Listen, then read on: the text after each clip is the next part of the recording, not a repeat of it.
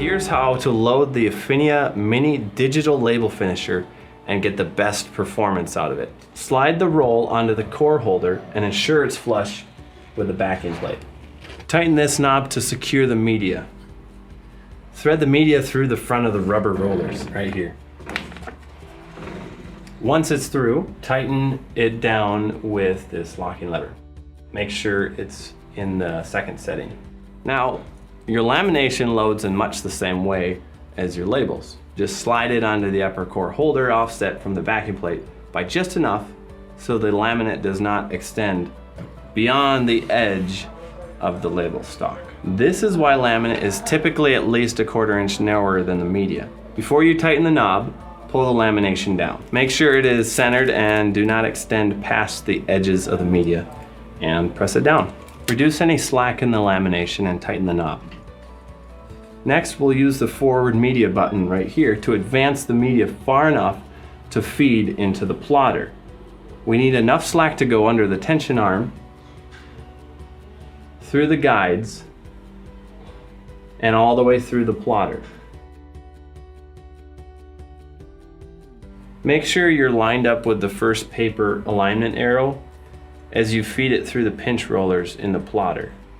Now on the other side of the plotter, we'll make sure we're aligned with the second paper alignment arrow, then adjust the pinch roller to the media width. Rollers cannot be over the edge of the media and cannot overlap the cut lines. Lock it in place with this lever right here and press number 2 on the control panel.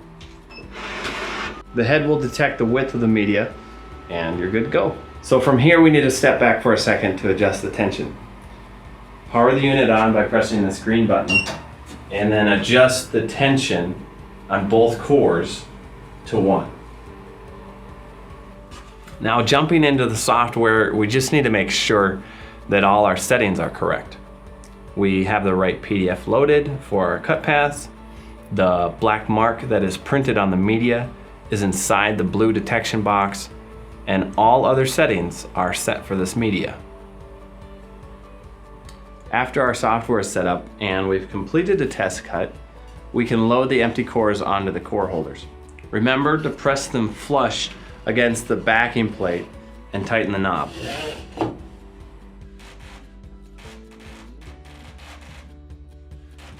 Once we've completed our test cuts, we should have enough media to thread past the slitter near the end. We bring the media under the tension arm right here, and then we're going to go over the first aluminum roller and under the second aluminum roller. Pull the media all the way through and then lower the sponge and lock it into place. Separate the waste from the labels and pull it up and over the empty core. Now it needs to be nice and tight, and then be sure to lower this pressure arm. Now we need to secure the labels to the empty core with a couple pieces of tape, or you can use an extra label. Make sure it's flush with the backing plate. For the final step, let's adjust the slitter. Simply lower it to the setting position, adjust the slitter, then lower it to the cutting position. There are 2 back slitters underneath the matrix remover that can be set to remove excess material from the sides of the media. Once those are set properly, place the lever in the locked position. The waste will be removed with the rest of the excess material.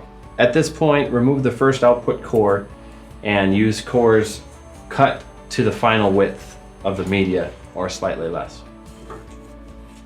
Now that everything is set up, ensure both modules are turned on. Now you're ready for production.